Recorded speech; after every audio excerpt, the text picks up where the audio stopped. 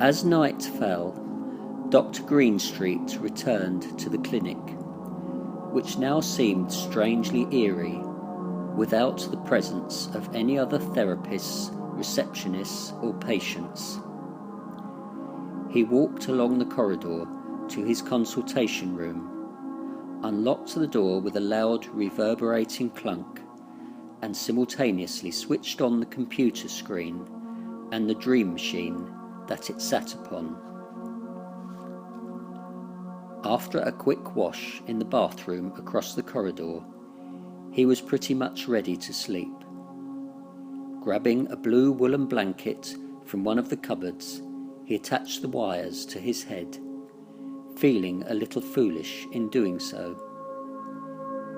The process of finding out how his patients felt had begun already, it seemed.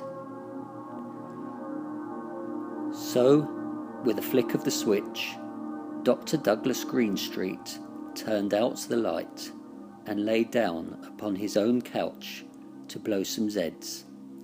The healer had become the patient. The blind was orange from the street light outside, and as he lay in the semi-dark, the doctor wondered which of the dreams from Bob's many sessions might be pumped through his slumbering brain. Or would it simply not work at all and merely serve as yet another work-related irritation for his wife to hold against him? Such a notion made him feel almost jealous of Bob, with no intrusions from a working life to mar his relationship. The next thing Douglas was aware of was of riding in a jeep, speeding along a slick tarmac road into a desert. Oh yes, I remember Bob having this dream, he thought. But even so, Dr. Douglas Greenstreet felt completely immersed in what was happening. He couldn't remember how it ended at all, and so all the thoughts that were going through his head, which had been Bob's thoughts originally, seemed completely natural. To the left of the dead-straight carriageway was a huge dune of golden sand. To the right were flat green fields and farmland, and the sky above was a harsh and unrelenting blue. It was as though his field of vision was divided into 3 equal parts of green, blue and gold. Such a sudden divide between desert and arable land didn't seem peculiar, although logically it made no sense. I suppose the desert has to start and end somewhere, thought the doctor. But he did feel increasingly concerned that as his vehicle continued speeding down this road, he was getting further and further away from civilization. He eased his foot off of the throttle, but the grey jeep continued, relentlessly plunging into the desert.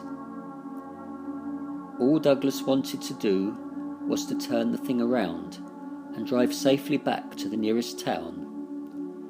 In such a bleak environment, he had no idea how far he would have to travel before reaching the next settlement proffering food, water and fuel.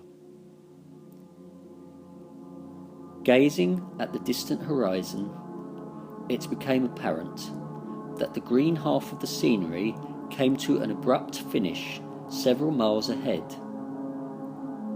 Beyond here was nothing but a sandy void, with the seemingly endless road piercing through it like a needle. Douglas resolved to stop before he reached that point. Yet pushing the brake pedal was as ineffective as easing off of the gas had been.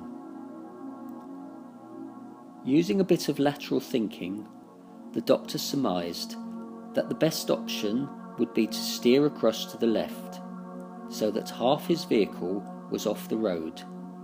The friction of the sand on the tyres would slow things down. The plan worked well. Too well, in fact. Initially, Douglas was shaken around as the interior of the vehicle shuddered with the bumpy terrain. But somehow the Jeep came right off the road altogether and ploughed into the sandy dune, which flipped the vehicle into a roll. The doctor had forgotten that this was a dream and thought to himself, "Oh my God, this is the end." But the rolling soon stopped, and the vehicle landed upright, with a flurry of dust flying into the air. Then the engine stalled. The doctor regained his composure, glad to still be alive. He stared into the slowly clearing dust cloud through the windscreen. He had never been upside down in a vehicle before, and it had been most disorienting. He stroked his beard as if to reassure himself that he was still alive. His mind cleared as the looming presence of the huge dune became distinct from the settling dust all around the vehicle. "I need to get back on the road," he thought to himself. And turning the key in the ignition, the engine spluttered and died once more. This was not good news. The whole vehicle was clogged with sand, eddies of which were shimmering across the bonnet in the warm breeze. After several attempts to restart, Douglas stepped from the car and wandered back to the road. He would have to abandon the vehicle and seek help. But where? He was in the middle of a desert. The most sensible thing to do would be to cross the green fields on the other side of the road. There had to be a farmstead or a small community at some point, surely. But as Douglas crossed the road, he was startled by an almighty bang to the head, which sent him reeling, falling back onto the tarmac, dazed. In his bewildered state upon the ground, he reached with his left hand, and to his surprise he felt glass. This made no sense at all. Douglas stood up and ran his hands along what should have been nothing more than fresh air. The entire pastoral scene beyond the road appeared to be behind a huge pane of glass. Doug imagined that somebody on the other side would have viewed him like one of those mime artists, trapped behind an invisible screen. It was then that he remembered that it was a dream. Of course, my mind is inside that machine, so this must be the glass computer screen, with the normal world beyond it. I'm stuck in the desert of Bob's depressed mind, and the green and the pleasant land where people merrily get on with their daily lives is on the other side of that pane. This sensation was not pleasant, for Doug was now totally at the mercy of things beyond his control.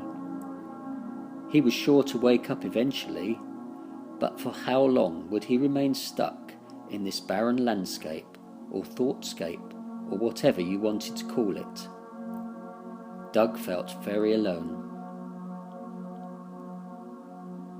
He decided to return to the vehicle, so he could at least sit the wait out in comfort. But upon turning around, there was now no sign of the abandoned 4x4. It had been buried in the sand. For all his life, the doctor had diagnosed and attempted to treat disorders with no real comprehension of what they were like to live through. But now he was trapped in another man's hopeless situation.